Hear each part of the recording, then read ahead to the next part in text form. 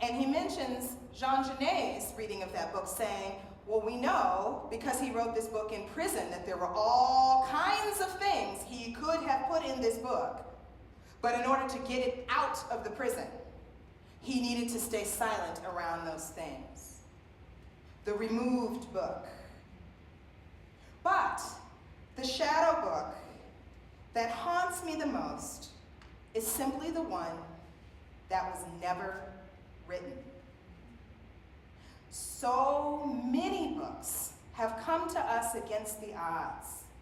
Books by formerly enslaved people, survivors of violence and war, books written in other first languages that come to us through translation, books by working people, by working mothers, books that really the whole world didn't even want to exist. And yet somehow, through some magic, we have them. And I celebrate those books. At the same time, the knowledge that there are so many books that have failed to even exist is absolutely heartbreaking to me. And why? Why is it that these books might fail to exist? Well, I don't know. Maybe it's racism. Maybe it's sexism. Maybe, why else? War. Why else? Poverty. Natural disaster. Literacy. Self-doubt. Fear. Jealousy. Persecution. Abuse. Dismissal. Time. Obscurity. Committee work. Lack of child care. Bad customer service. Poor internet connection. Poor internet connection. Lack of internet. Lack of connections. Lack of community. Failed marketing. Failure of marketing. Depression.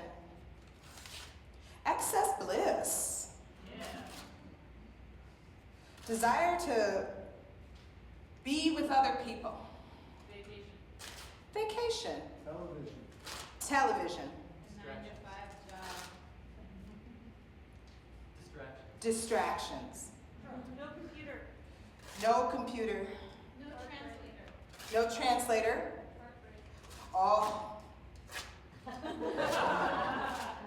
Heartbreak. Food allergies. Food allergies. How about lack of food? Not able to see. Lack of vision. Lack of vision. Lack of visibility. Lack of mentorship. Lack of mentorship. Jealous husband. Jealous husband. Lack of a break. Lack of a break. Overwork. Overstress. Oh. Finances. Finances. Culture too weird. Too weird. Not weird enough. Lack of transportation. Lack of transportation. Bad public transportation. Lack of driverless cars. Driverless cars. Too much technology. Not enough technology.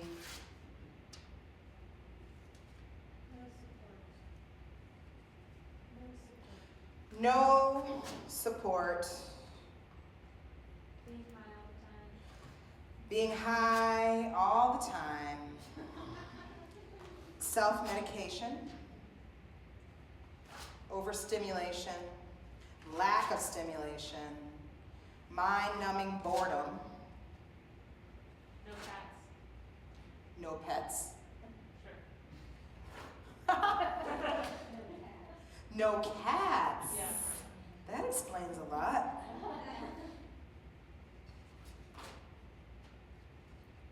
And so, we have something that could have been maybe even something that was at one point, and now is just a shadow.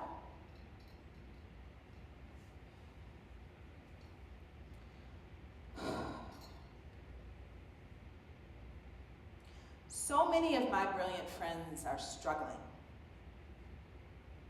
Some are still waiting for their first books to be picked up. Some who had first or second books say they might never have another one because they feel that the world is not set up in a way to support them in doing what is required to make that happen. The unwritten shadow book, my friend, is not a failure of the writer. Kevin Young makes clear in his essay, in the case of African American literature, that the forces of oppression are often to blame.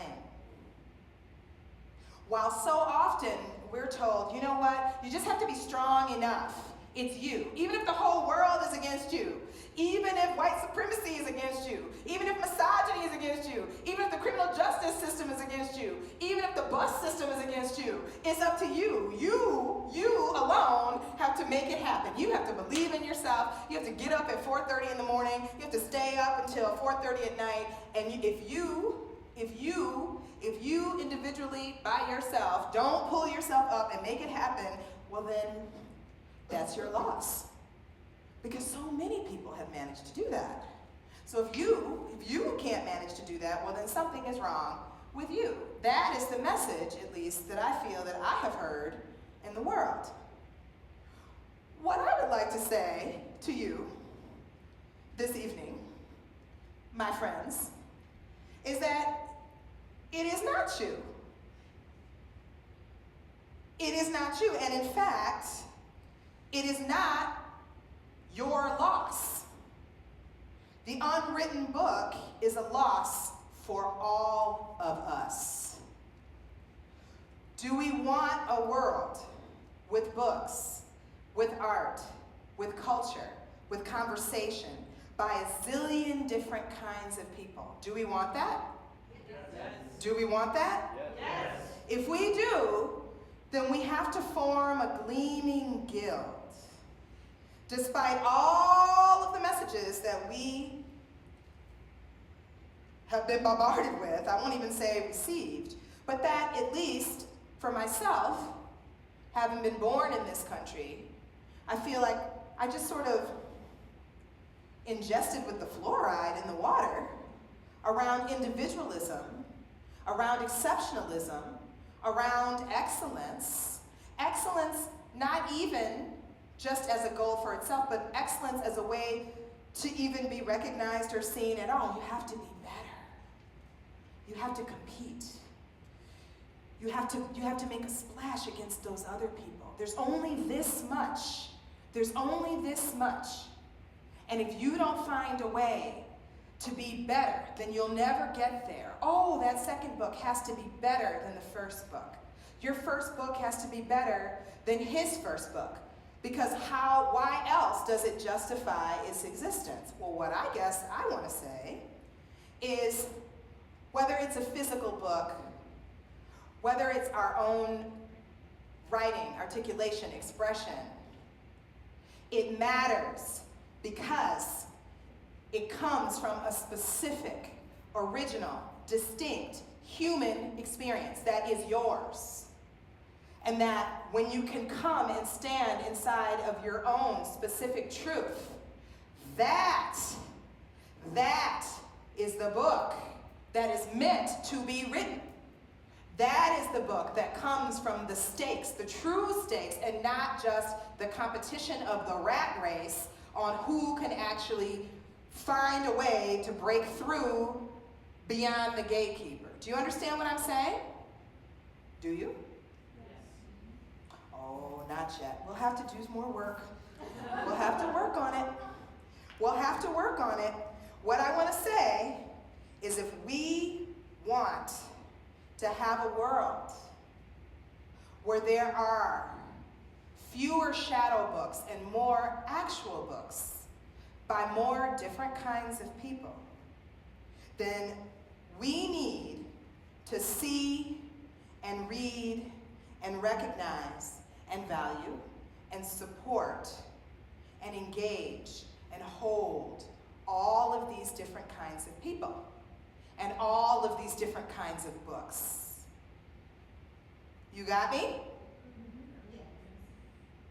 This is my heart. These are my friends. Who here brought a book that they love? Aha! Pull out the books that you love. Who here has Unbearable Splendor? Pull out Unbearable Splendor. I feel a great need to be touched by the books that you love. Come, bring them to me.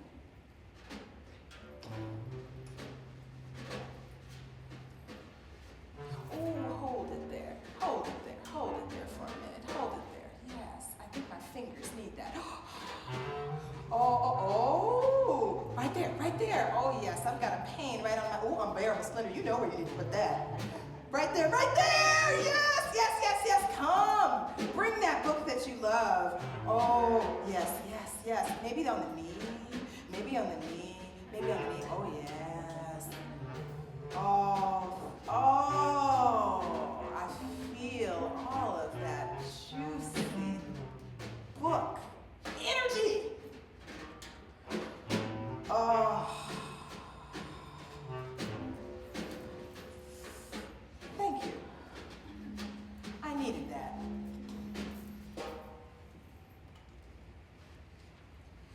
Whew. That felt so good. Years ago, I wrote this poem. Brainy girls have cauliflower dreams. Storm electric generate the air, huddled under covers with flashlights at night.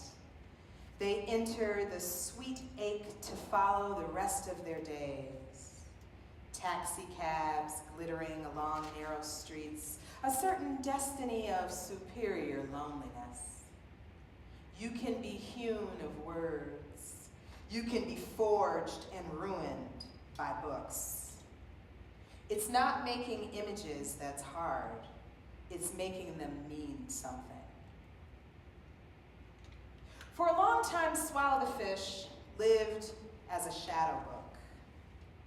But in thinking about it, perhaps my entire performance practice can be read as a series of shadow books.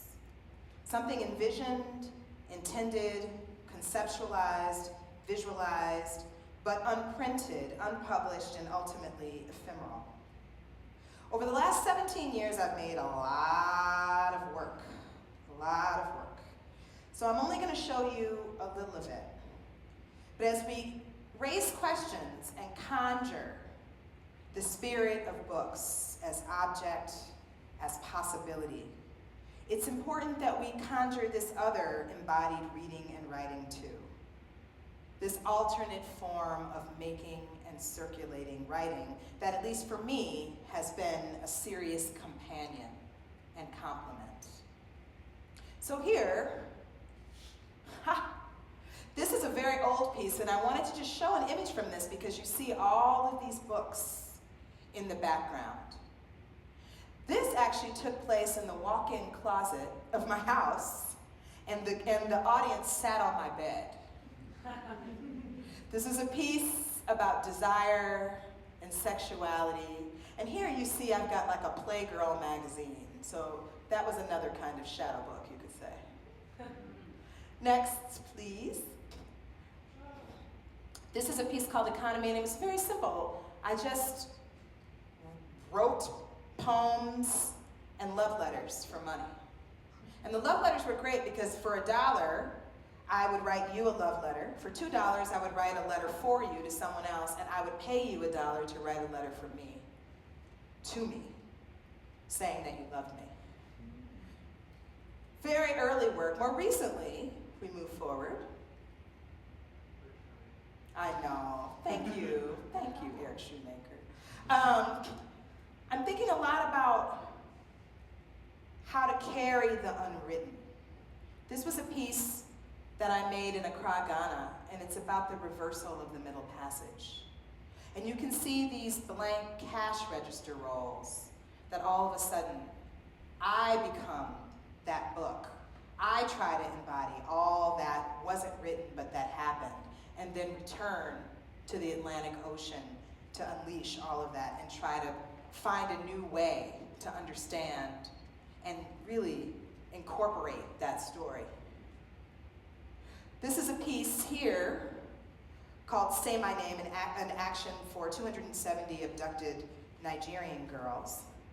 And the sheaves of paper with their names that I call become a kind of unbound book of loss. And some of you had a chance to experience an excerpt of that piece in the masterclass that I did about a month ago. Finally, an image from a work I created here at Naropa in 2012 for the Violence and Community Symposium. And I just wanted to read a little bit of what I wrote towards that piece. Performance action, incur, inflict. A black woman is tied by a rope to the library. She takes a World Book Encyclopedia in her hands, volume 10, letter I, Idaho, Indians, international relations, interest. The book is read. She writes her name in black on the cover. Some things get blacked out. Some things she blacks out. Some things get pushed across the line, the rope on the way to and from the library. Some things get dragged. Some things get offered from the crowd, held, discussed, energy transferred, transformed. From the crowd, held, discussed, energy transferred, transformed. Who here needs a blessing? Come. If you need a blessing, come to the front and find a friend. It can be the friend that you came here with, or you can find another one.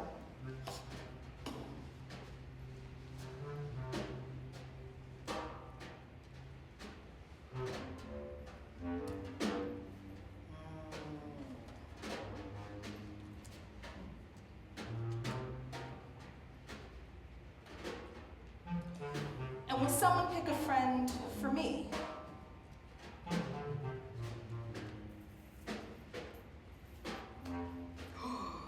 Yes. And stand, if you will, with your back to the wall so that we can see you.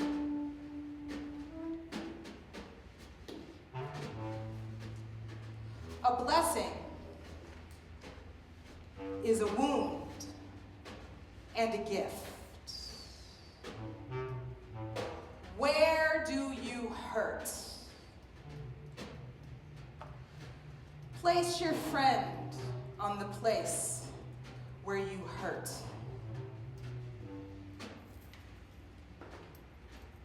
And now we take our friends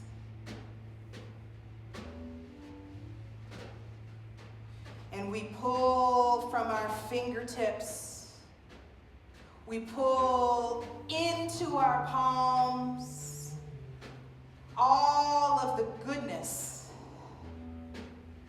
all of the community power that we can have together in this room right now for these people. This is my heart. These are my friends. And when we feel what we love coming into our hands, And through the pores of our friends, we lift up and we waft all of that goodness to these here who are with us. Are we ready? On the count of 3. 1, 2, 3.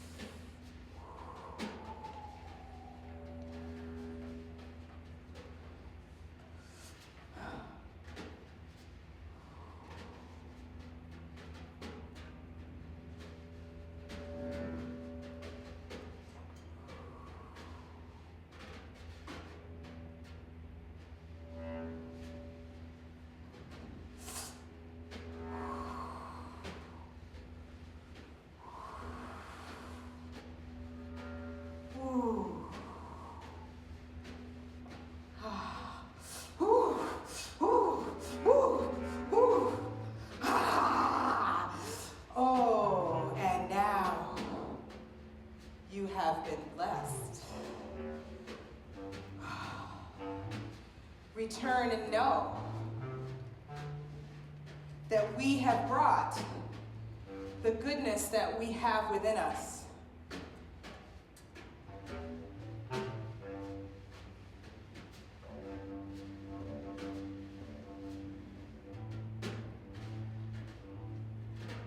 And have coated you with it.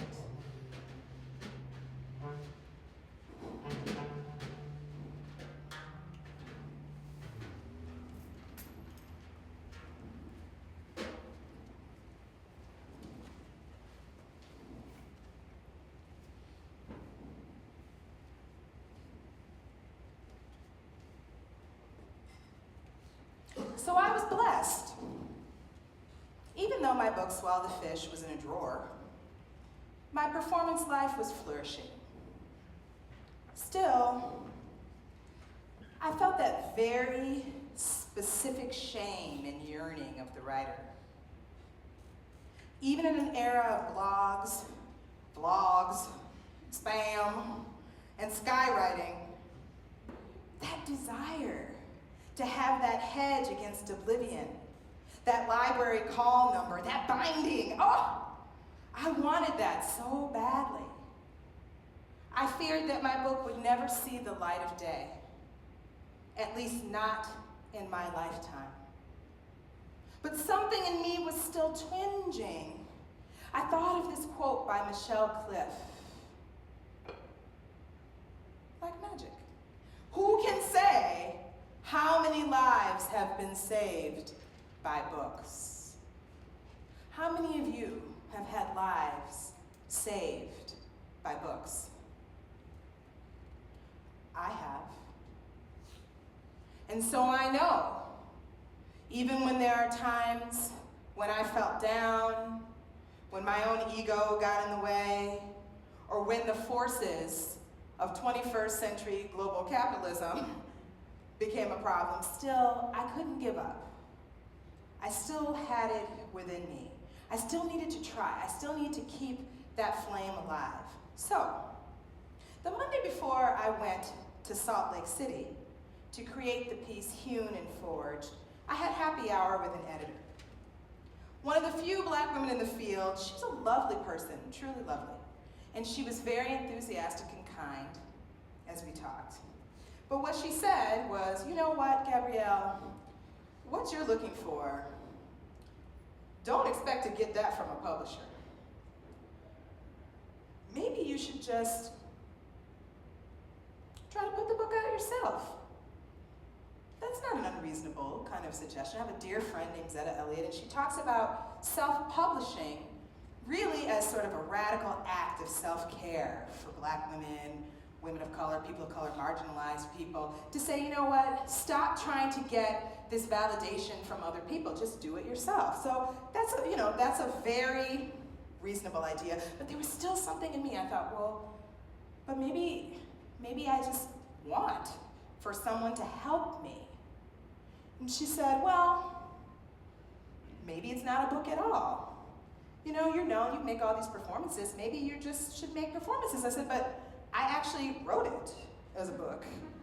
It's a book. It exists. It's, 250 pages, it's a book. Well, you're so great. We see you all the way around. Something is gonna happen for you. And what I realized that, of course, this is my heart. And whatever this was about the book, it was not just about the book, it was about everything. It was about desire and disappointment and grief and shame and wanting to connect and feeling alienation. It was about all of these different things that had just been wrapped up in this book. And I all of a sudden felt such pain. I thought, oh my goodness, I'll never be young and have this amazing experience of someone guiding me through or reaching out in this way. And I was afraid. I thought, oh my goodness, even if this happens for me, I'll be so disappointed, or this will have been so protracted that it'll be anticlimactic. And it will feel like, oh, well, that was just a big flop. Or it'll just come out to some deafening silence, and I will feel like this is my life, this is my heart, and no one will care. And I was so keyed up with this ennui that I just flew right out of my body. The bad kind of disembodied poetics. It was not transcendent. It was hollowed out and evacuated and not present. And I was so not present at the end of that conversation with this very kind, lovely Black woman editor that I actually literally started driving my car the wrong way on a one-way street.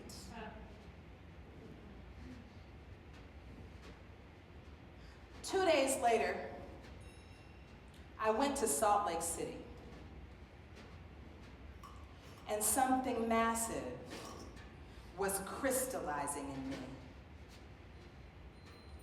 Something about the past and whatever it was I thought that I was trying to do and hadn't done but needed to let go of, and something about the future and what I wanted to move towards, something that was a burning truth in me.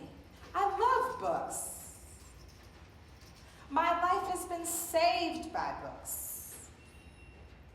Even if I almost got myself into a car accident out of despair for not having my book, I knew that there was a refuge there and a possibility. I knew that there were all of these unwritten books within me that I would never get to if I didn't somehow find a way to go towards the book that was in my drawer and take it out and move it more confidently in the world.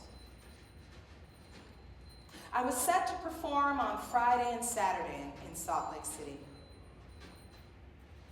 And on that Saturday, manuscripts were due to be considered for the recurrent series.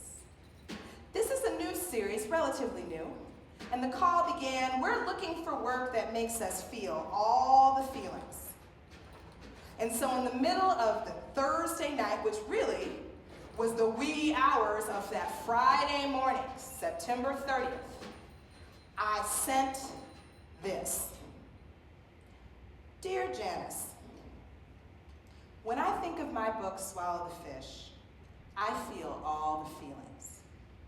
I'm proud that I created such a badass Black feminist memoir of performance art. I'm heartbroken when I think of how many editors have considered it. admired it, and then declined to publish it because it's too academic. Not academic enough, too personal, not personal enough, too brainy, too earnest, too hybrid, and well, I just don't know who'd read it. I'm aghast that so many books I love, books that have saved my life, have had such a hard time getting published.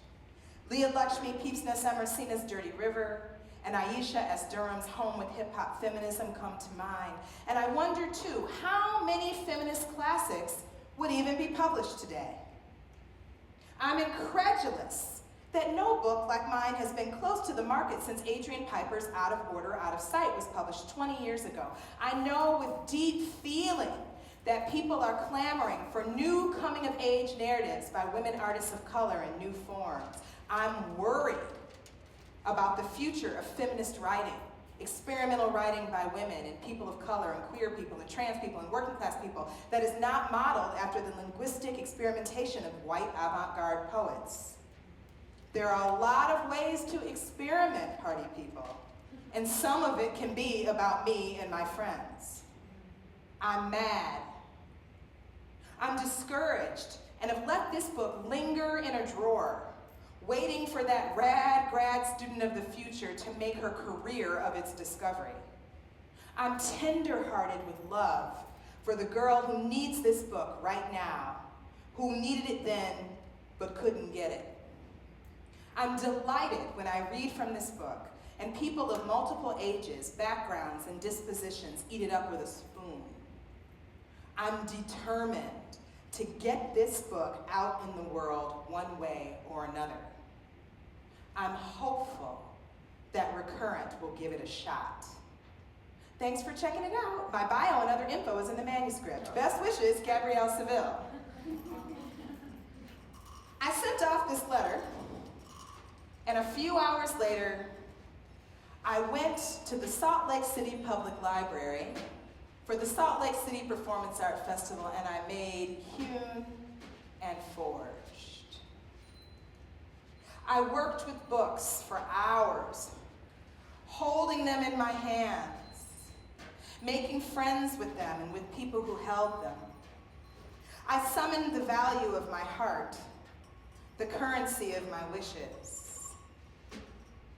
I felt good and satisfied and alive and in love with the object of the book and the page and words and people and community. I was not in the shadow. And after doing this the second day for hours,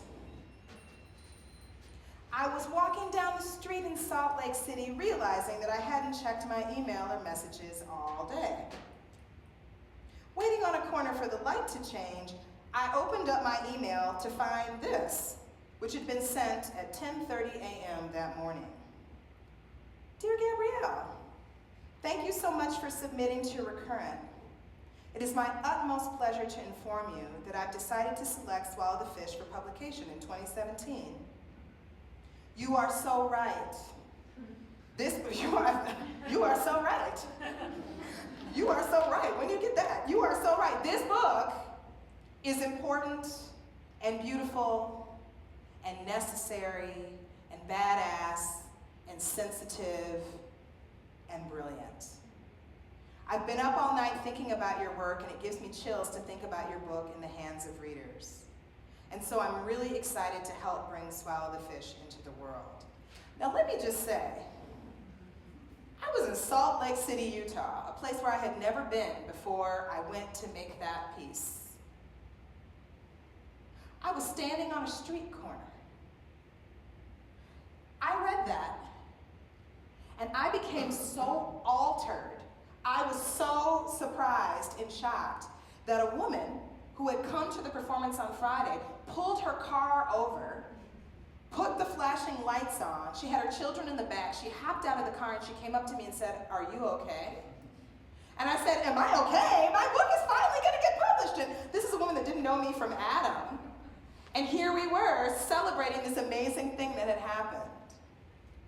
And why am I telling you this whole story? Is this just a kind of moment of bragging about my good fortune? Well, I'm telling you this story because I feel that somehow something happened in those hours of manipulating those books, in that alchemical activation that helped to manifest my dreams coming true. And I want to say to you, I know that you have unwritten books within you. And I want you to know that I want to read them. I want them to be out in the world. I want the energy of the things that are important to you to come and be a part of the guild that we create together. And I want you to feel held and known in a space where someone is asking for your words, for your book, because that felt so awesome. I want you to feel it too. And to know that it takes more than just any individual person. It takes all of a community of people to hold that space. This is my heart. I think that together we could create one last ritual where all of that energy of what we love, all of our friends could come and fill and armor and heal all of us. Come closer.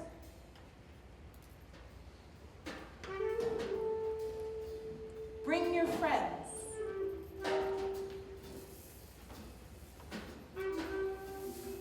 Make a circle with your friends.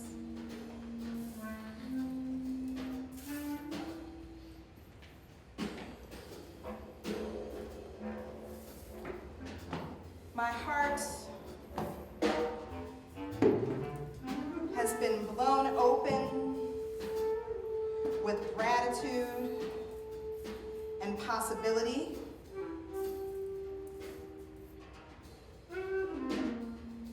And so now, come into the circle and take some piece of my heart in your hands.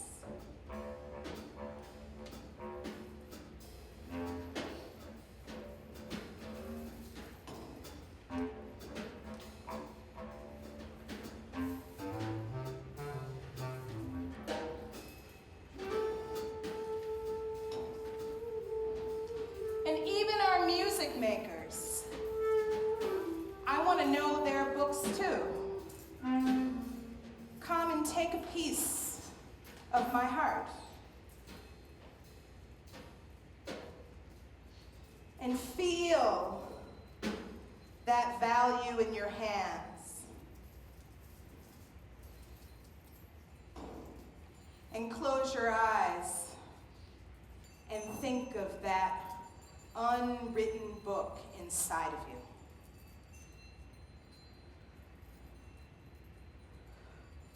What is that thing that you need to bring out into the world? What is yours and only yours? What would the world miss if you didn't bring it? What do you need to help you bring all that is good and all that is in you into the world, out from the shadow into light? And when you feel clear and ready,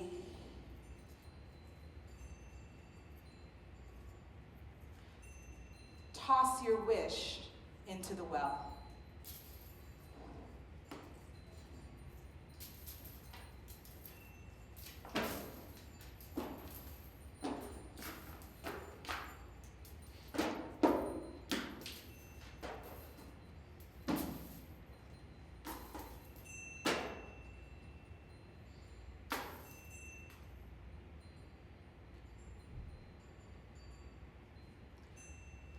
This is our heart, exploded with possibility. Now let's bring it back into shape, together.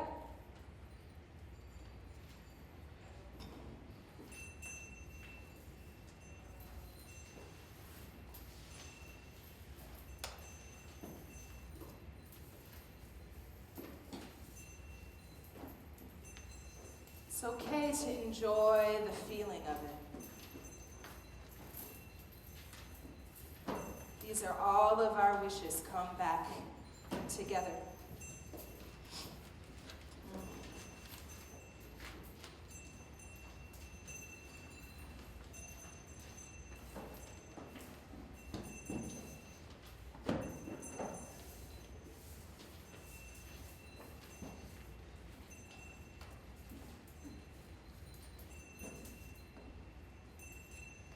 Almost there. Almost there.